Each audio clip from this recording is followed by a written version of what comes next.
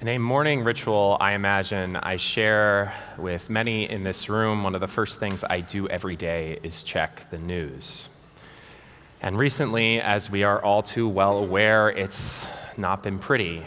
Israel under attack, anti-Semitism on the rise at home and abroad, authoritarianism ascendant.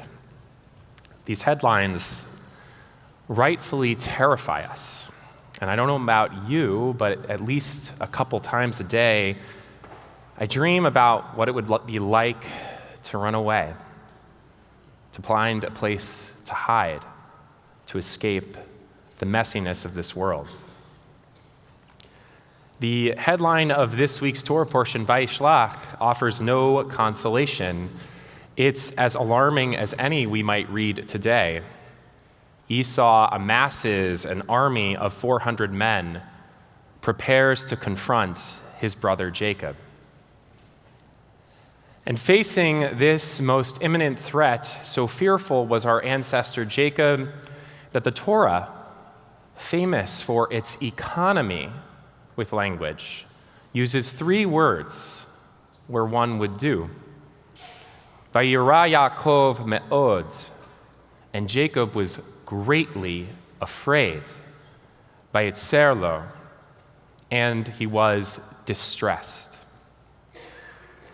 Jacob's panic prompts him to frantic action. He divides his camp in 2, hedging that if Esau attacks one, the other may yet escape.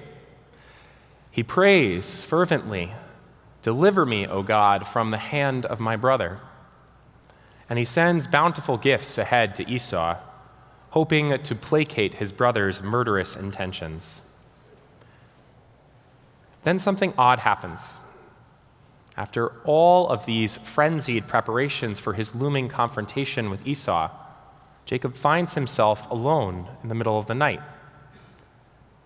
This is very strange, because up to this moment, Jacob has been surrounded by servants, by family, by a vast retinue. He's been coordinating the movements of his caravans. He's been sending messengers left and right. And suddenly, he's all by himself, which begs the question, why?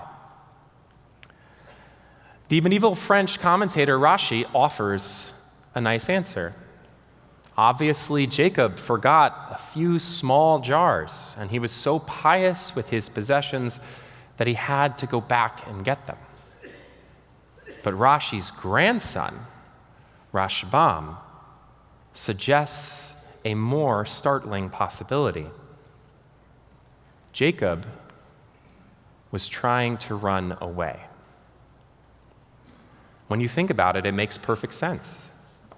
Esau had mustered a massive war party against him. He was greatly afraid, and he was distressed. Of course, he wanted to flee. Which is why God sends someone to stop him. What happens next is one of the most famous and mysterious passages in the Torah. Vayavek ish imo ad alot hashachar. And a man wrestled with Jacob until dawn. And when the man saw that he had not prevailed against Jacob, he wrenched Jacob's hip at its socket.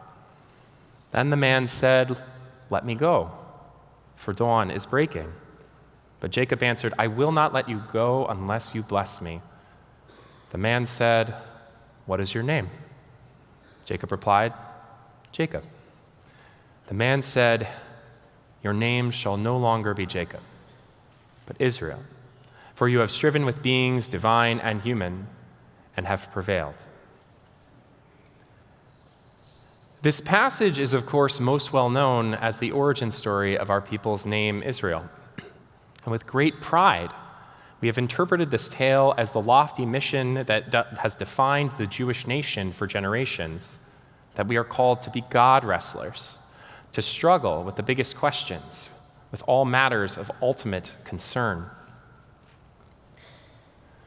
But Rashbam's reading completely changes our understanding of this scene. And his exegesis offers a teaching that is at once simpler and more profound. Jacob was scared out of his mind. He was about to run away. So in the middle of the night, God sent this mysterious figure to force him to face his fear, to teach him what real courage is. In the words of Harper Lee in To Kill a Mockingbird, real courage is when you know you're licked before you begin, but you begin anyway and see it through no matter what. Real courage is when you know you don't stand a chance against your foe, but you get up the next day to face him anyway. You can only be brave when you're afraid. As the sun rises, Jacob leaves his strange encounter with this mysterious man with even more reason to be fearful than before. His hip socket having been wrenched as they wrestled, he now limps into the morning light. But even in this newly depleted state, Jacob stands as proudly as he can to face his brother and his army. And in one of literature's first great plot twists, instead of killing his brother, Esau kisses him. The next day's headline, long estranged brothers embrace.